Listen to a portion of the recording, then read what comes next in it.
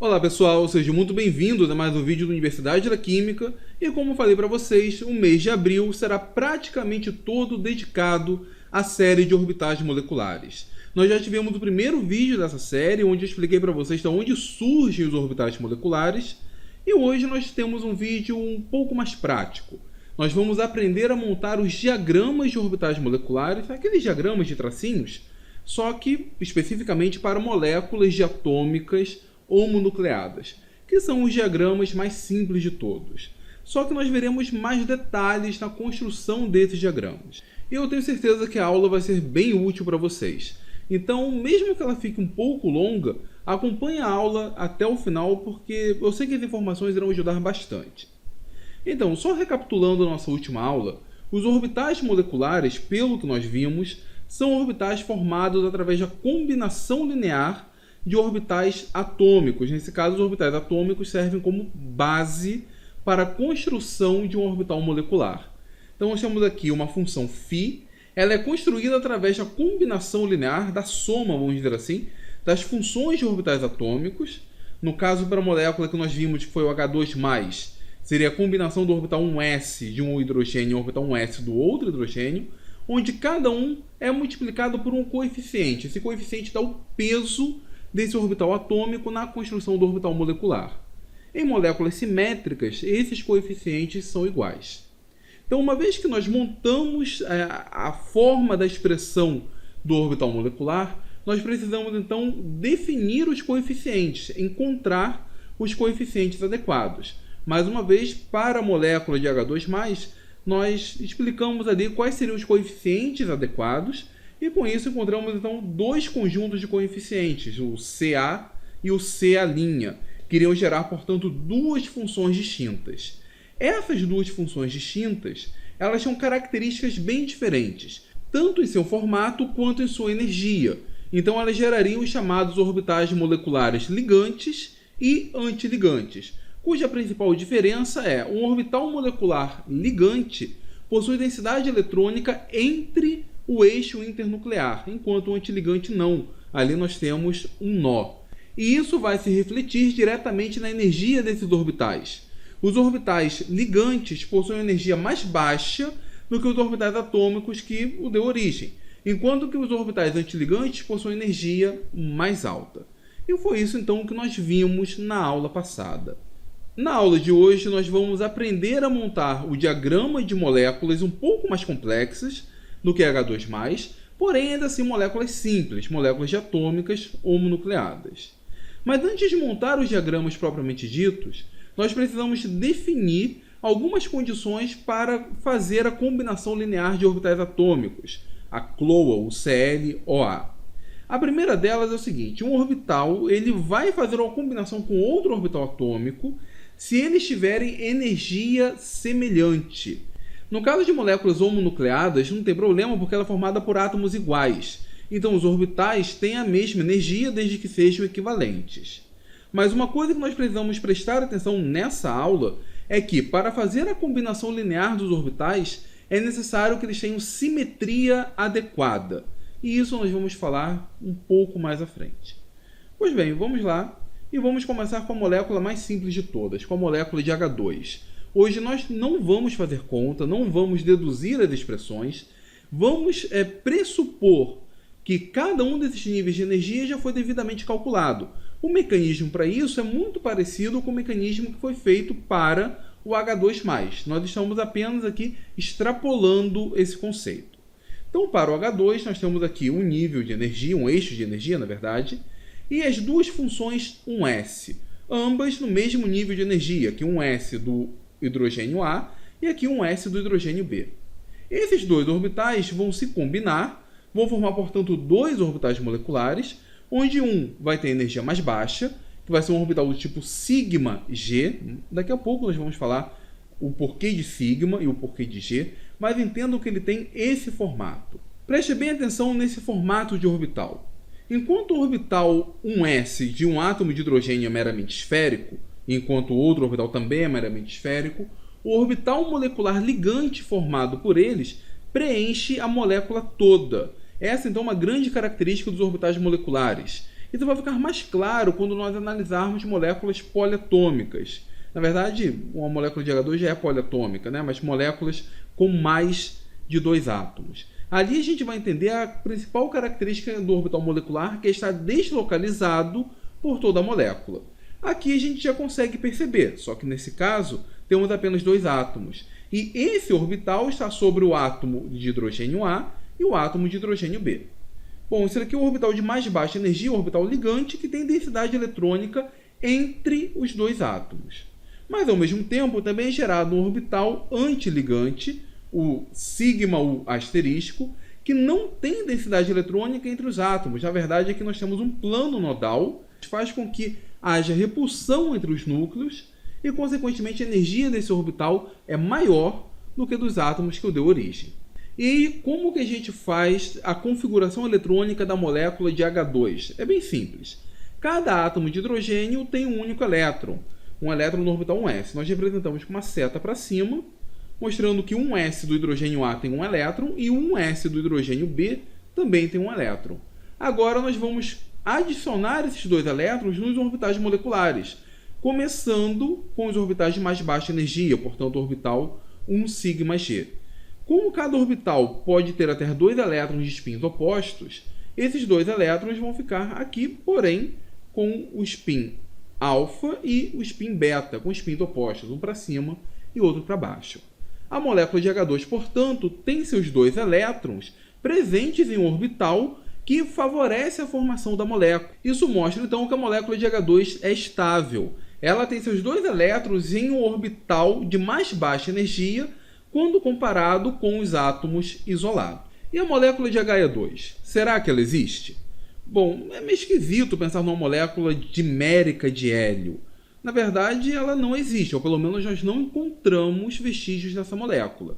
Mas o que a teoria do orbital molecular diz sobre ela? Antes de explicar se a teoria do orbital molecular diz se a molécula de hélio 2 existe ou não, vamos comparar esse diagrama, o diagrama de HE2, com o diagrama de H2. Notem aqui que o nível de energia dos orbitais atômicos é mais baixo para a molécula de HE2 do que para a molécula de H2. Notem aqui que existe uma diferença de energia. E isso é proposital. Na verdade, os orbitais 1s do hélio estão em um nível de energia mais baixo do que do hidrogênio. Isso se dá pela elevada carga nuclear efetiva que o hélio tem quando comparado com o hidrogênio. O hélio apresenta uma carga nuclear efetiva maior. Isso faz com que seus orbitais fiquem mais próximos do núcleo. Como o orbital é uma representação do elétron e, portanto, teria carga negativa, uma carga negativa mais próxima de uma carga positiva estabiliza o sistema. Então, os orbitais 1s do hélio são mais estáveis, possuem menos energia do que os orbitais 1s do hidrogênio. Uma outra diferença nesse caso aí já vem da configuração eletrônica do hélio, é que cada um desses orbitais tem 2 elétrons. Afinal, a configuração do hélio é 1s2. E aí esses orbitais também montam um conjunto de orbitais moleculares ligantes e antiligantes, só que agora nós temos 4 elétrons para distribuir nesses orbitais moleculares. Bom, 2 vão ficar aqui no ligante e depois eu passo a preencher agora elétrons no antiligante. Só que ter elétrons no orbital ligante favorece energeticamente a molécula, favorece a existência da molécula. No antiligante não. É como se toda a estabilidade ganha quando nós colocamos 2 elétrons no orbital sigma G, no orbital ligante, fosse perdida quando nós colocamos elétrons no orbital antiligante.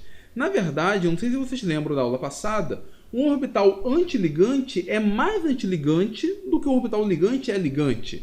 Isso significa que essa diferença de energia entre o nível dos orbitais atômicos para o antiligante é maior do que dos orbitais atômicos para o ligante. E, portanto, a molécula é completamente desestabilizada. De acordo, então, com a teoria do orbital molecular, a molécula de HE2 não deverá existir. E até agora nós não... Uma forma que nós temos de avaliar a força de uma ligação e a existência de uma molécula ou não, utilizando a teoria do orbital molecular, é o conceito de ordem de ligação. Ordem de ligação ela é definida como o somatório dos elétrons dos orbitais ligantes menos o somatório dos elétrons dos orbitais antiligantes dividido por 2. A ordem de ligação é um parâmetro, ela não deve ser confundida com o número de ligações. embora às vezes pareça, mas não é. Ela é apenas um parâmetro que nos orienta a força de uma ligação ou se a molécula vai existir ou não. Por exemplo, para a molécula de H2, a ordem de ligação da molécula de H2 seria dois elétrons no orbital ligante, menos nenhum elétron no orbital antiligante, dividido por 2. Aqui nós temos, então, ordem de ligação 1 para a molécula de H2. Para a molécula de hélio, nós teríamos ordem de ligação do HE2 igual a 2 nos orbitais ligantes, menos 2 no orbital antiligante, dividido por 2, o que vai dar 0. Uma ordem de ligação 0 é um indicativo de que essa molécula não existe.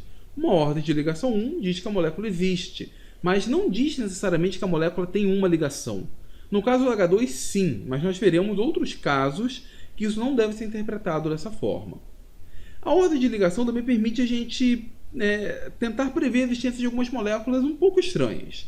Na verdade, não necessariamente moléculas, mas íons moleculares.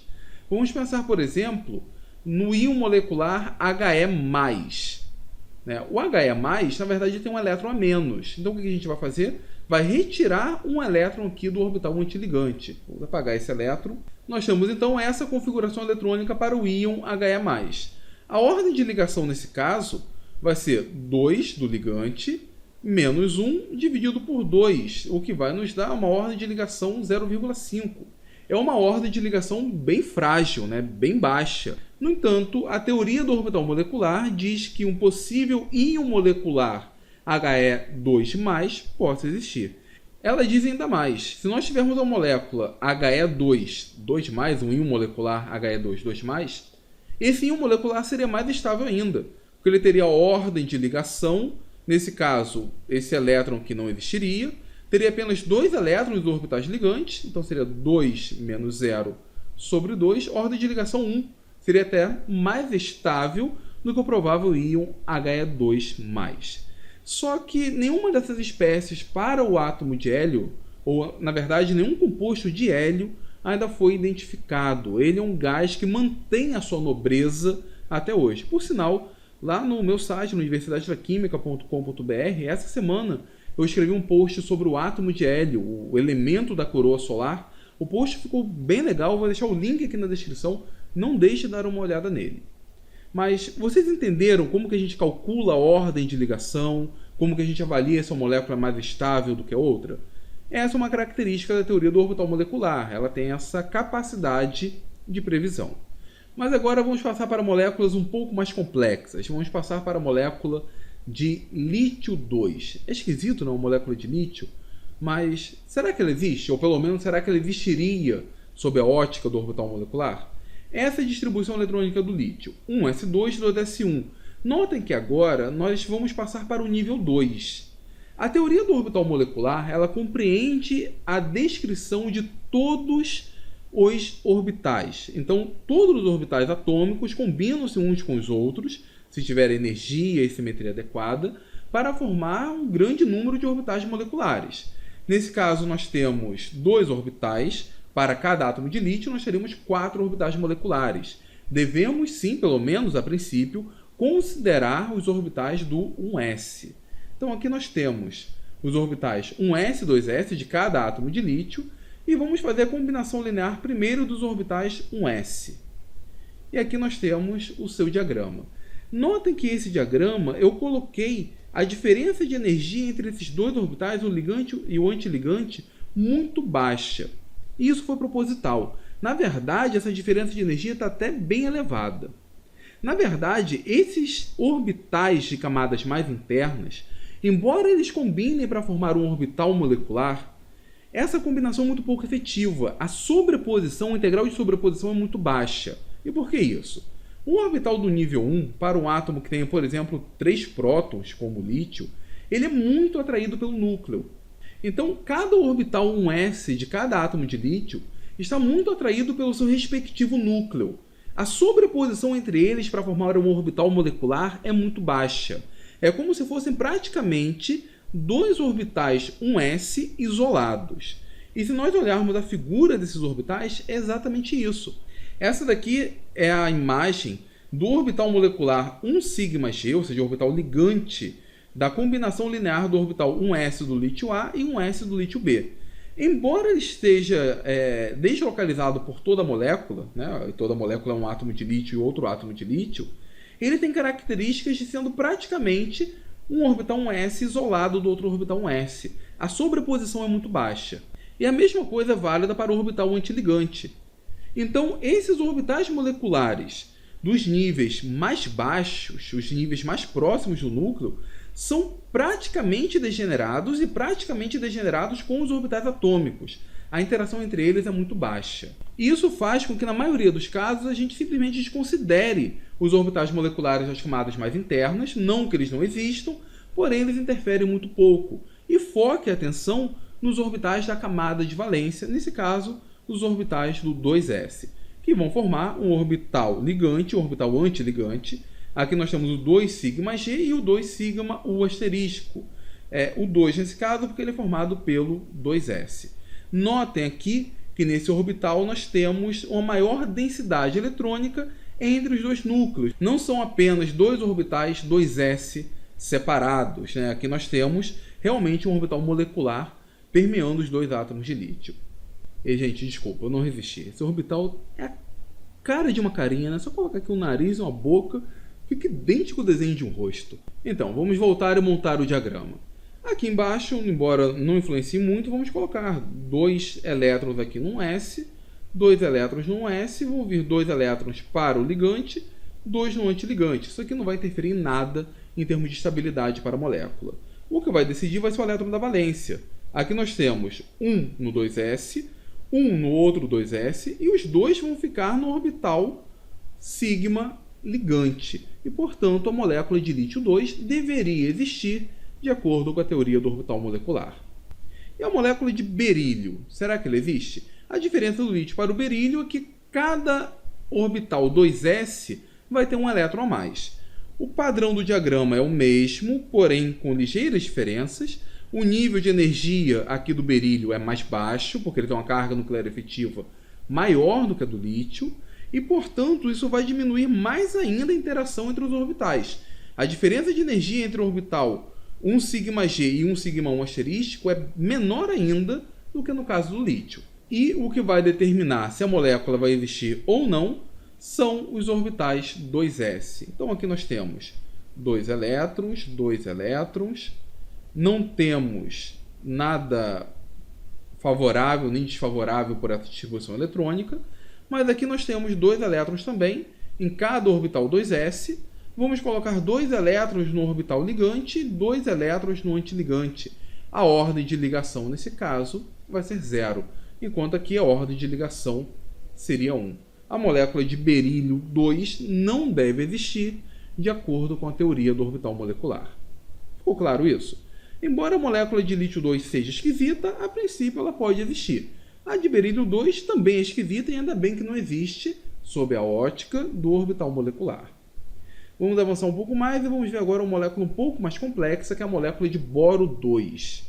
E a princípio nós deveríamos montar o diagrama envolvendo os orbitais 1s, 2s e 2p. Só que nós já vimos que um S não interfere tanto. O 2s também não vai interferir tanto.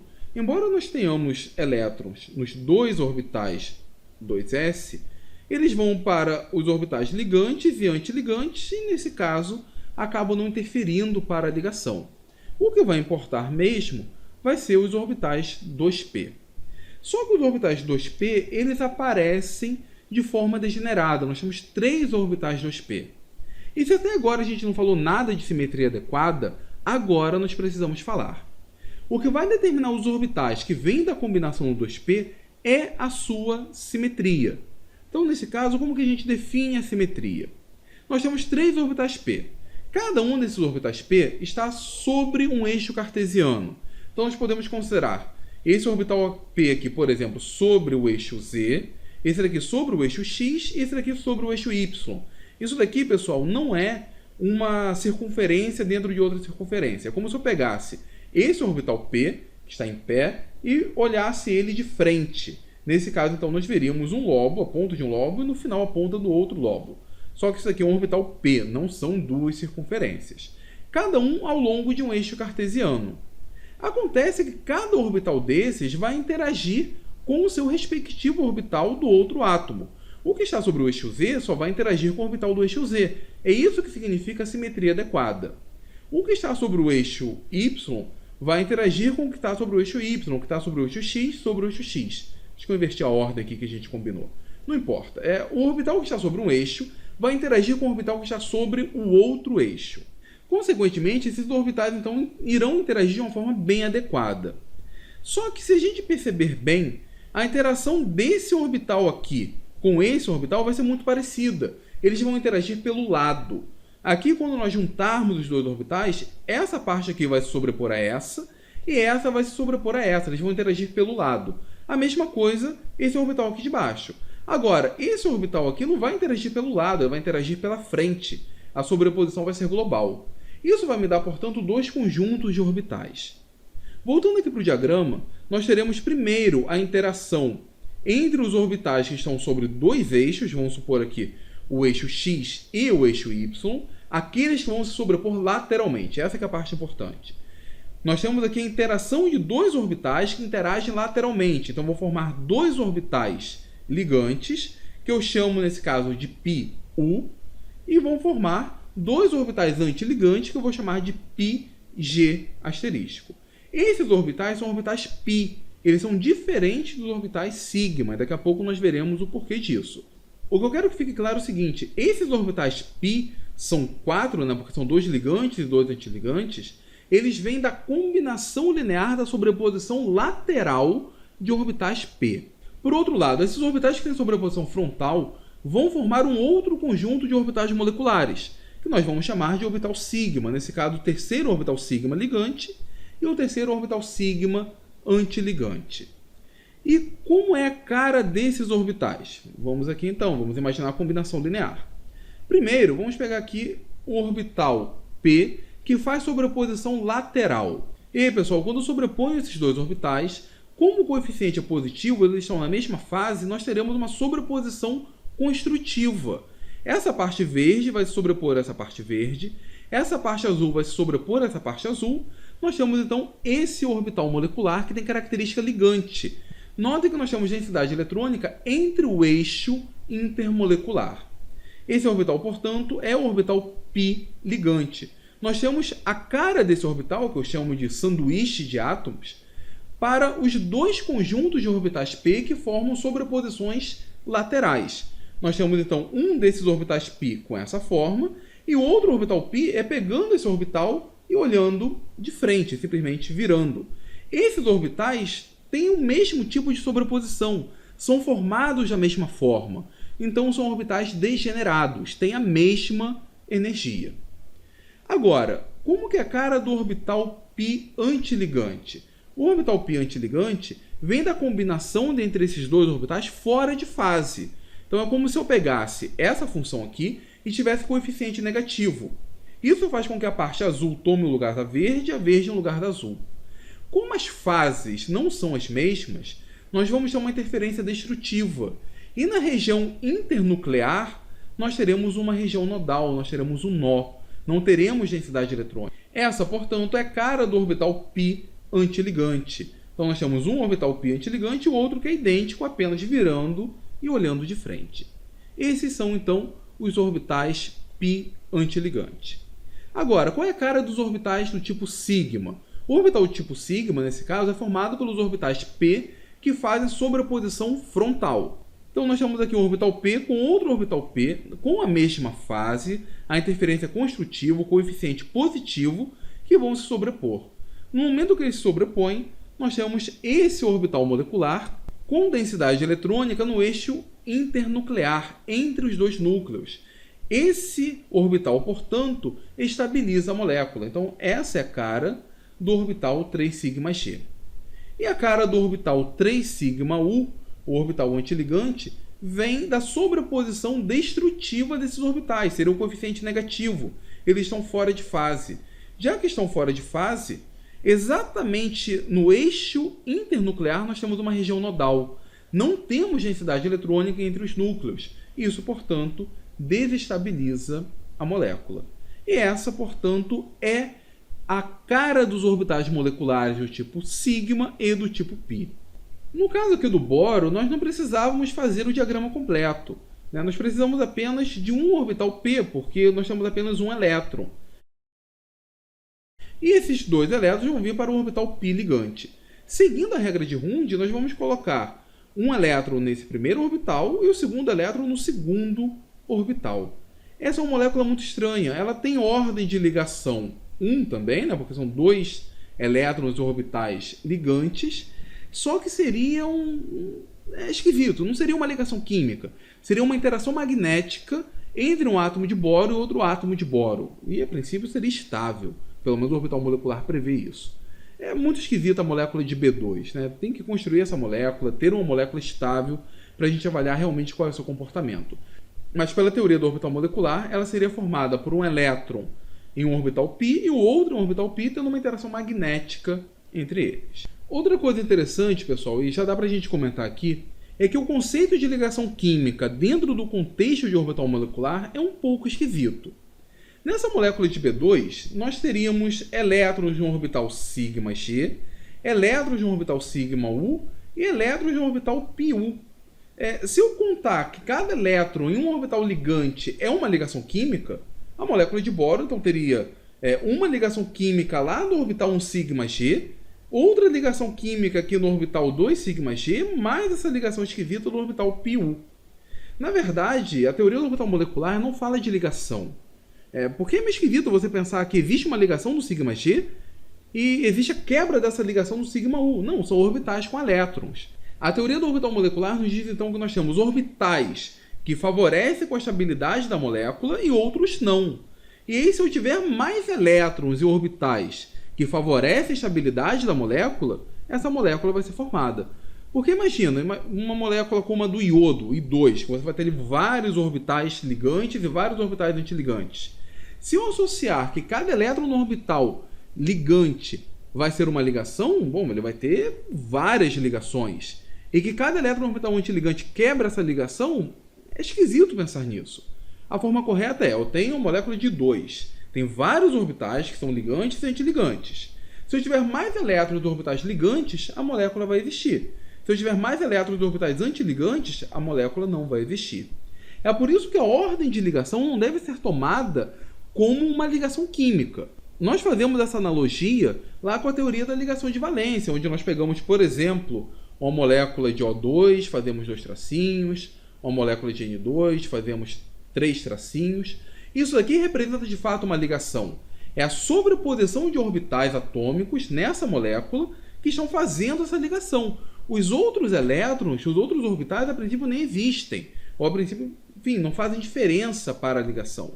Aqui no orbital molecular, não. Eu tenho que considerar todos os orbitais. É por isso que o conceito de ligação é diferente quando a gente analisa sob a ótica do orbital molecular. Sob a ótica do orbital molecular, o que é uma ligação? Como que o átomo está ligado? Ele está ligado se eu tiver mais elétrons e orbitais de mais baixa energia. Na TLV não, é se eu tiver sobreposição de orbitais. Teve a sobreposição de orbital, no caso lá sempre vai ser efetiva, sempre vai ser ligante, vai ter então a ligação química. Uma vez entendido isso, então vamos extrapolar esse conceito para as demais moléculas do grupo 2. Vamos ver aqui uma molécula bem esquisita, que é a molécula de C2. Já vamos desconsiderar a sobreposição dos orbitais S, porque ali nós temos o orbital ligante, que é cancelado pelo orbital antiligante. Mas aqui nós temos então 2 elétrons no orbital P. Um elétron aqui, outro aqui. Um elétron aqui, outro aqui. E esses 4 elétrons vão para o orbital πu. A molécula de C2 ela existiria, teria ordem de ligação 2, porém com elétrons apenas no orbital π. Esses elétrons ficariam apenas nesses orbitais. Ele não teria elétrons no orbital sigma, não teria o equivalente a uma ligação sigma. Será que existe dessa forma? Bom, enfim, não sabemos. Tem que ser construída a molécula de C2 e analisar a sua química.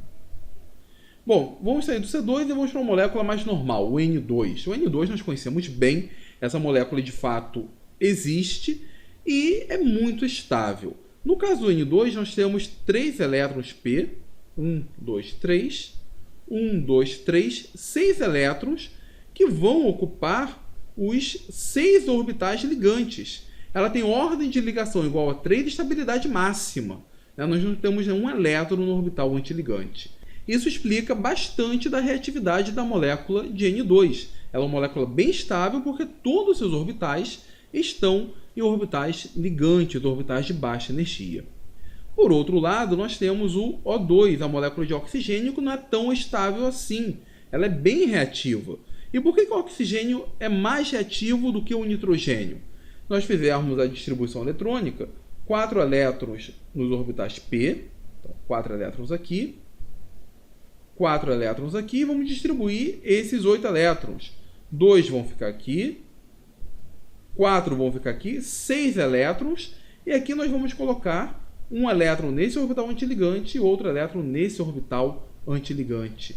Aqui nós temos elétrons orbitais antiligantes, elétrons reativos. Isso faz com que a molécula de O2 seja bem reativa.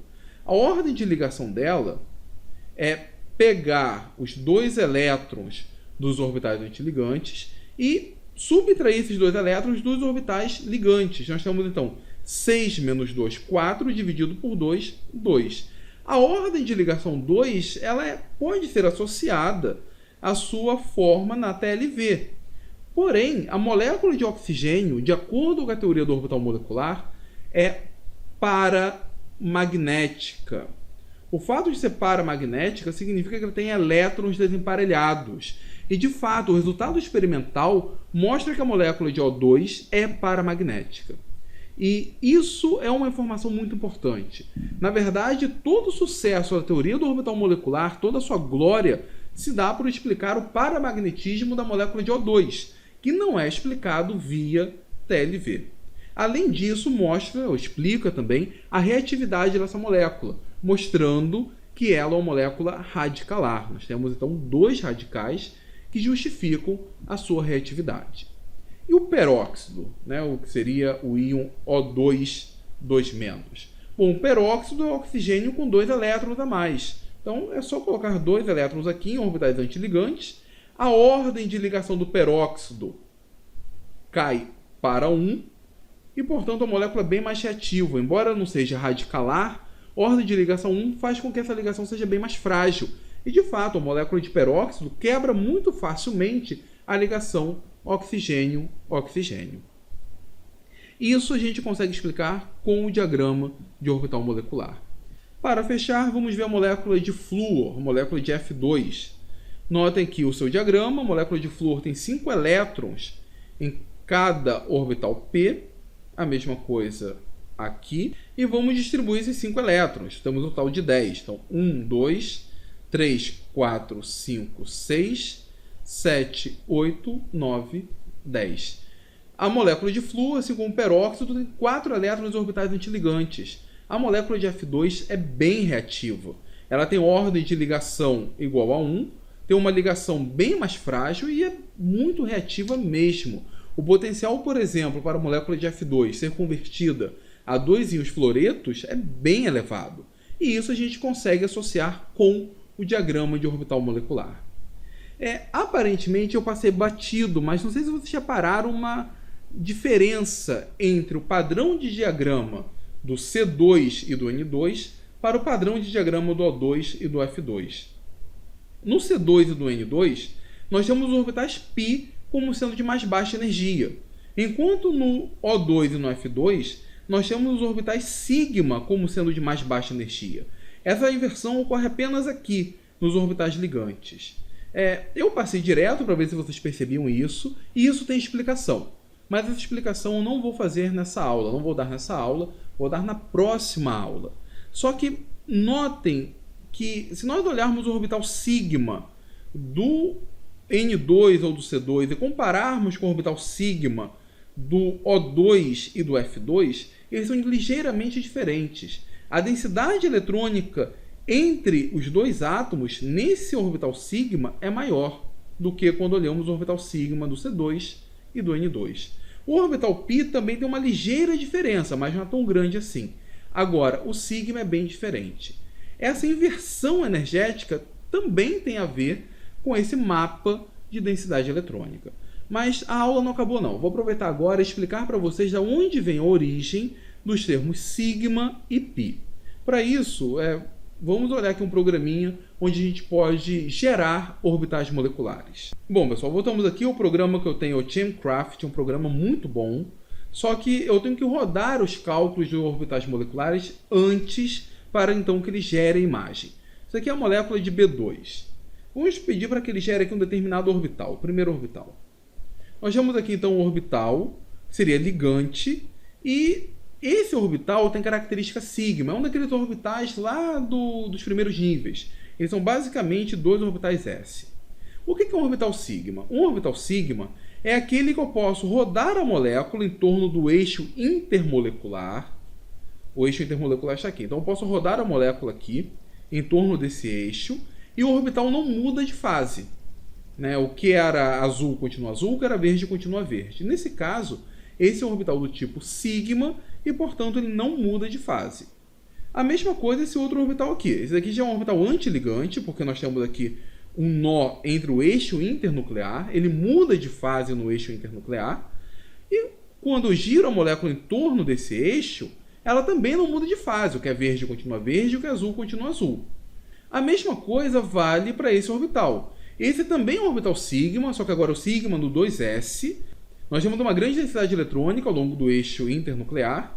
E se eu rotacionar ao longo desse eixo, ele também não muda fase. É um orbital do tipo sigma. Esse orbital aqui também é um orbital tipo sigma, porém antiligante. E conforme eu rodo aqui, ele não muda fase. Então tudo isso é um orbital sigma. Por quê? Ao longo do eixo internuclear, eles não mudam de fase. Agora, esse daqui é um orbital do tipo π. Esse orbital do tipo π, quando eu rotaciono em torno do eixo internuclear, a fase muda. Aqui, por exemplo, a parte de cima é azul, a parte de baixo é verde.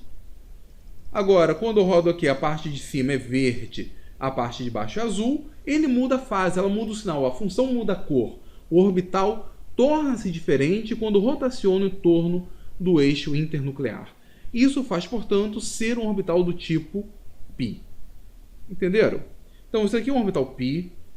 Esse daqui também é um orbital π. Um π ligante, mas π. Ele não tem simetria em torno do eixo internuclear. Esse daqui é um orbital sigma. É um orbital sigma que vem da sobreposição de um orbital p ligado frontalmente com outro orbital p. Quando eu rotaciono em torno do eixo internuclear, ele não muda a fase, continua do mesmo jeito. Esse daqui é o ligante. Esse daqui é um orbital do tipo π antiligante. Como é um orbital π, quando eu rotaciono em torno do eixo intermolecular, ele muda a fase. Aqui nós temos balõezinhos azuis e verdes para cima. E quando eu rotaciono, eu tenho verde e azul para baixo, porém com sinais opostos. Qualquer orbital do tipo π, seja ele ligante ou antiligante, ele muda de fase em torno do eixo internuclear. Esse aqui é um orbital antiligante, porém ele é sigma. Quando eu rotaciono, ele não muda de fase. Então essa é a diferença entre o orbital sigma e o orbital π. Simetria cilíndrica em torno do eixo internuclear. Agora, o que define o orbital ser do tipo G ou U é a simetria em torno do centro de inversão. O centro de inversão, nesse caso, fica no meio da molécula. É o equivalente a pegar o que está do lado direito, passar pelo centro de inversão e rebater do lado esquerdo. Se continuar a mesma coisa, nós temos um orbital do tipo G. Se não continuar a mesma coisa, nós temos um orbital do tipo U. Então vamos pegar esse exemplo aqui. Esse aqui é um orbital do tipo sigma, porém ele é antiligante. Se eu pego todo esse lobo aqui do lado direito, essa parte, passo para o lado esquerdo, o verde assume o lugar do azul, o azul assume o lugar do verde e vice-versa. A função muda de fase. Se ela muda de fase, ela é antissimétrica em torno desse ponto, desse centro de inversão. Isso significa, então, que essa função do tipo U é angerade. Agora, se eu pego o orbital do tipo π, esse daqui, o centro de inversão está aqui. A relação com o centro de inversão é diagonal, ou seja, eu tenho que passar pelo centro de inversão e rebater diagonalmente.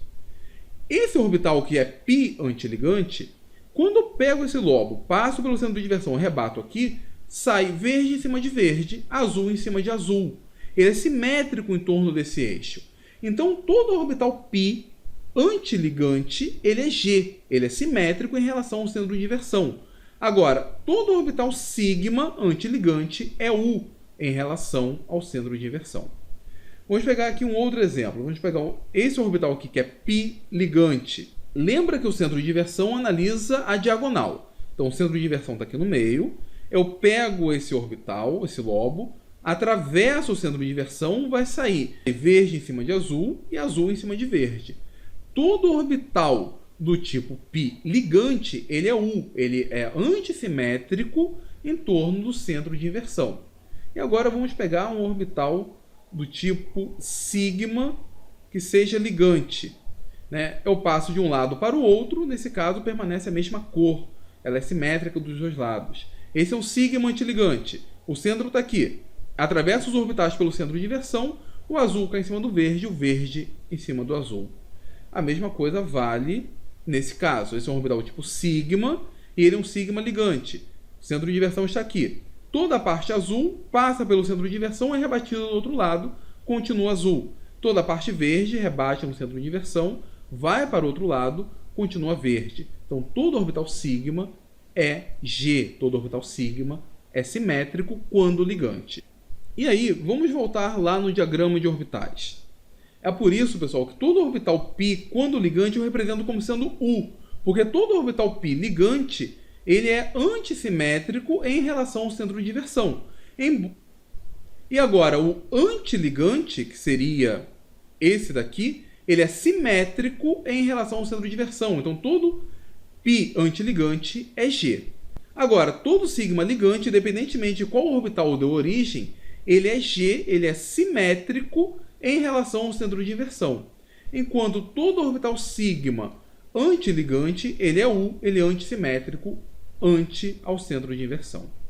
Bom, pessoal, e era isso que eu tinha para falar para vocês. A aula ficou bem grande, como eu já imaginava, mas eu acho que a gente aprendeu bastante. Se essa aula foi útil, por favor, compartilhe com seus colegas. Se você for novo por aqui, se inscreva no Universidade da Química. Cada vez que eu vejo um inscrito novo, cada vez que eu vejo um like no vídeo, cada vez que eu vejo um compartilhamento, isso me dá mais incentivo a continuar produzindo aulas aqui para o canal. Então, se você assistiu até aqui, muito obrigado mesmo. Não deixe de visitar lá o site Universidade da Química, o www.universidadedaquimica.com.br, ler o artigo sobre o hélio, o elemento da coroa do Sol. O artigo ficou bem legal. Eu espero que você acompanhe a próxima aula, onde eu vou explicar o porquê da inversão entre os orbitais, por exemplo, do nitrogênio e do oxigênio. Então, muito obrigado mesmo e até a próxima do Universidade da Química.